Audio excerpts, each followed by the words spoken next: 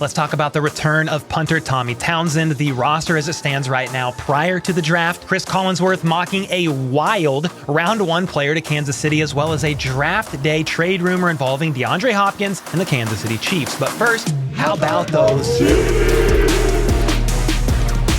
All right, first up, the Chiefs signed another player yesterday, and that was punter Tommy Townsend. Field Yates was first to report, saying Chiefs All-Pro punter Tommy Townsend has re-signed with Kansas City. He had been tendered as a restricted free agent at the original round tender. So yeah, the tender offer from the Chiefs was such that another team could offer Townsend a deal, and the Chiefs would then have to match the deal, or they could let him go to another team. Well, it looks like either not much was offered, or the Chiefs just won the bid, as the 2022 first team All-Pro and Pro Bowl punter will return as a Kansas City Chief. And it's also worth noting that Townsend's return has no effect on the team's current salary cap, because as soon as the Chiefs tendered Townsend, the offer immediately counted against the cap. Next up, I want to take a quick look at the Chiefs' current roster before the draft, just to see where they are at this very moment before all the additions follow. They have 4 quarterbacks, Patrick Mahomes, Blaine Gabbert, Shane Buechele, and Chris Oladokun. 3 running backs, Clyde Edwards-Helaire, Isaiah Pacheco, and LaMichael Pirine. 11 wide receivers,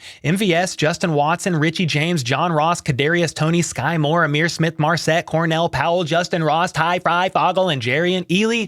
Say that 11 times fast. I love Fry-Foggle's last name, by the way. And then it's worth noting Jarian Ely. He's also listed as a running back on the roster, a wide receiver, running back hybrid, if you will. Then they have 6 tight ends currently: Travis Kelce, Blake Bell, Noah Gray, Jody Fortson, Kendall Blanton, and Matt Bushman. And next up, you have the offensive tackles. 4 of them currently: Jawan Taylor, Prince Tega Winogo, Lucas Niang, and Darian Kennard. And for the interior linemen, 6: Joe Thuney, Austin Ryder, Nick Allegretti, Creed Humphrey, Trey Smith, and Mike Caliendo. And if you move to the defensive side of the ball, you have 6 defensive ends: Charles Omenihu, Mike Dana, George Karlaftis, Daniel Wise, Malik Herring, and Joshua Kando. Then 6 defensive tackles: Chris Jones, Danny Shelton, Derek Nottie, Turk Wharton, Byron Cowart, and Phil Hoskins. And for the linebacker room, you also have 6: Drew Tranquil, Willie Gay Jr., Nick Bolton, Leo Chanel, Jack Cochran, and Cole, very nice first name, Christensen. Then there are 5 corners: L'Jarius Sneed, Joshua Williams, Jalen Watson, Trent McDuffie, and DiCaprio Bootle, followed by 5 safeties: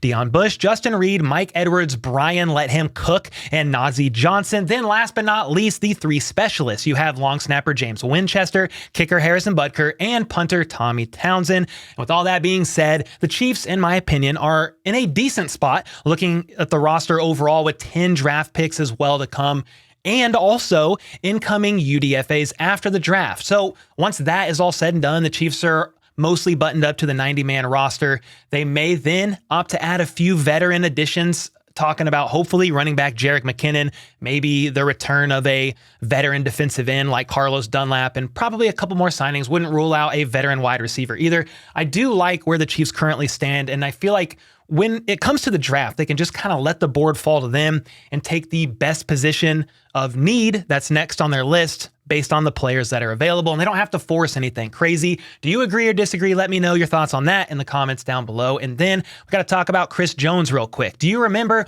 when this man was flagged late in the game against the Colts? The personal foul was for abusive language, and he also got fined nearly $11,000 for this personal foul, even though we literally have no idea what this man said. And we are all still, to this day, wanting to know the answer, and I might possibly go to my grave wondering what this man said to poor, washed up Matt Ryan. Well, yesterday you had this man named Tyler on Twitter tag Chris Jones asking him what he said.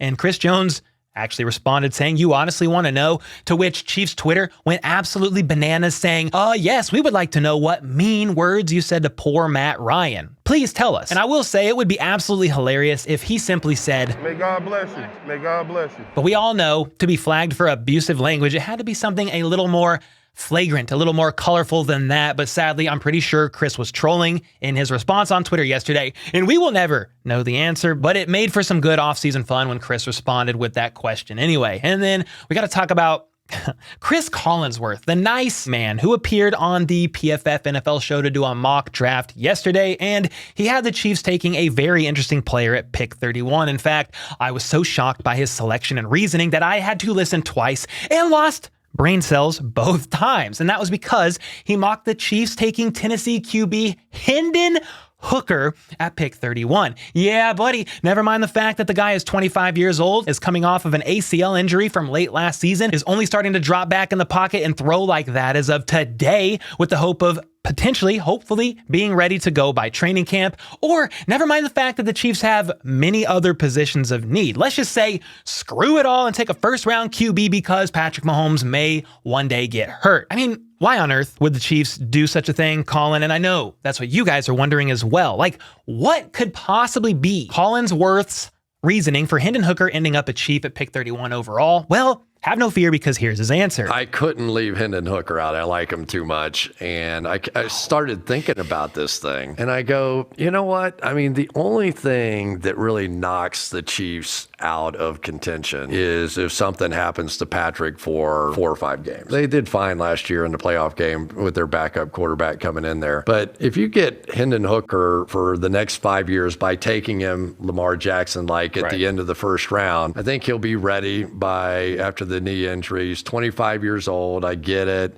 ACL, but he does a lot of good things. I mean, sure, if Patrick Mahomes goes down, you want the best possible QB2 coming in to take command and be effective. But let's be honest here. No matter who is the backup for the Chiefs or most teams in the NFL with a franchise QB, they will not replace Patrick Mahomes or said franchise QB. However, if the Chiefs want a talented backup QB prospect that could develop nicely in Andy Reid's offense over the next few years, obviously he has a lot of upside, then you also have him under cost control for 5 years. If he's a first-round pick, then sure, Hendon Hooker could certainly be a choice that's available for the Chiefs at 31, especially because he's recovering from injury and most mock drafts have him being taken later in round 1. But dude, the Chiefs just signed Blaine Gabbert to a 1-year deal. They're continuing to develop Shane Buechele, and Andy has always utilized a cheap veteran backup since his time in KC over the last decade. So let's be honest, Chris Collinsworth is 99% wrong here, and I'm being generous to even give this man the 1% of the doubt. And then Pac-Man Jones said today on the Pat McAfee show that his